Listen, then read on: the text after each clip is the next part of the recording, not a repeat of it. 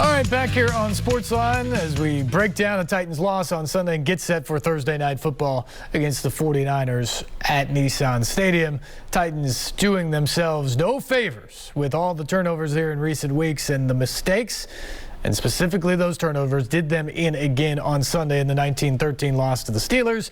John Burton with the post-game report from the Steel City.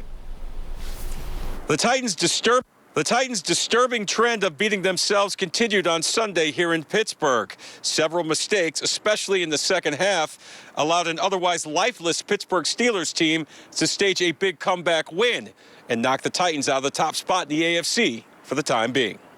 On Sunday, the Titans had it all going against the Steelers. For the game, they rushed for over 200 yards and built a 10-point halftime lead. But as has been the case of late, the Titans were their own worst enemies. 4 more turnovers on Sunday, which allowed the Steelers to get back in the game and take the lead in the fourth quarter. The Titans have now committed a whopping 13 turnovers in their last 4 games.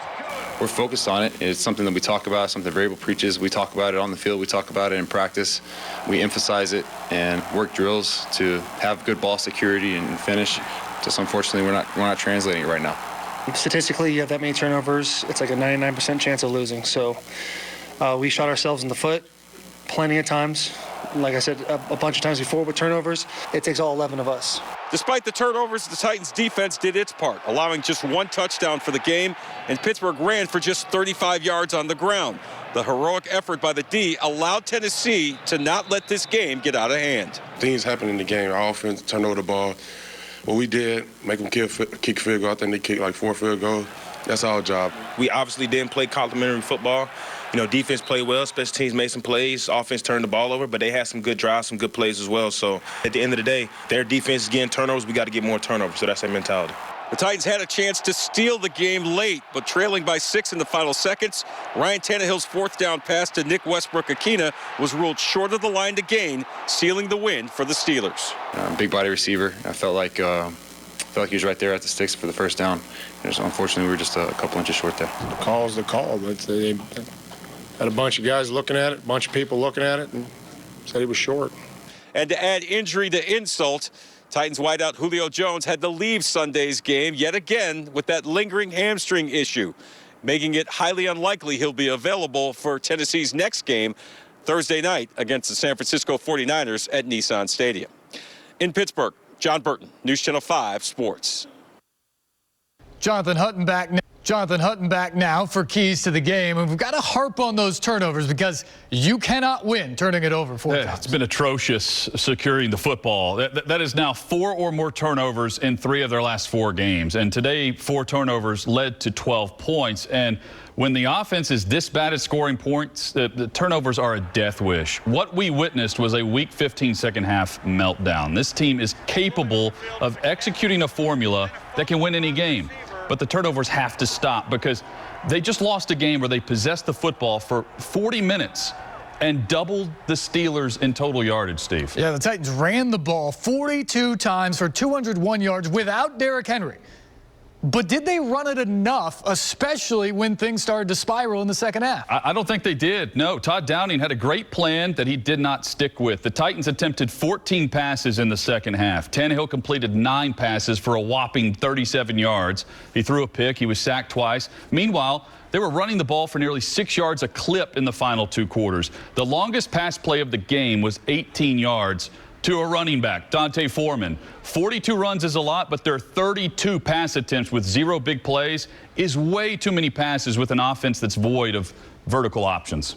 And unfortunately, all that amounts to a loss that spoils another terrific effort by the defense. They were put in some unbelievably tough situations, but they held Pittsburgh in check all game. Najee Harris ran for only 18 yards, and they were swarming to the ball the entire game. It is incredibly frustrating to watch this defense do its part and then watch the offense just sputter down the stretch. The defense wants a question mark. Definitely not to blame on this day, and neither is Dante Foreman, the rare Zaxby's player of the game in a losing effort. 108 yards rushing, 135 total yards, shaking off injury and giving the Titans a chance on that final drive. I mean, just determination, just wanting to try to find a way to win the game. I didn't want to give up and, I just tape it up and let's keep going. Obviously, we came up short, but I'm still proud of the guys. I think we all fought hard, definitely.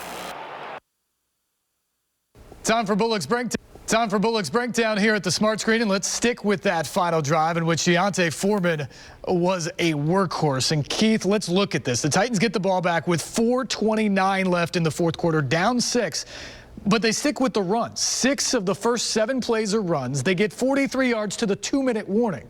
They still had 2 timeouts left, but then they pass on 5 of the final 6 plays, and that, of course, ends the game. Did they abandon the run too soon? Absolutely. You see their 4-minute drill is working effectively. They're churning time off the clock, getting yardage, getting down there. Now they're going to the pass.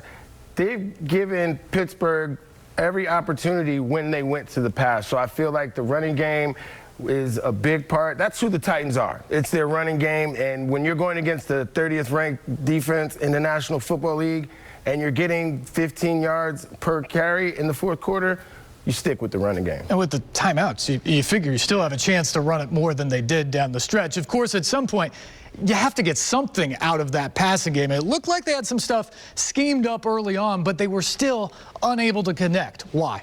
Well, right here, first play of the game, you got Julio wide open on the outside. That's a touchdown. Just no time for Tannehill to step up and make the pass. And, like you said, that's a touchdown. Right here, he gets the time, same play, makes the throw.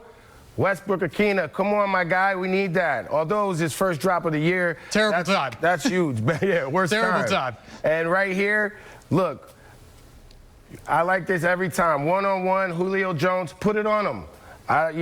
Step into the throw, put it on him, give him an opportunity to make a catch or make a play or whatever. But I just like to see a better throw in that situation. And amazing, that was Jones's only target of the game before that hamstring flared up again. So what we were talking about earlier, that passing game has to be a part of what the Titans do. And I would have stuck with the run game late on Sunday or later than they did.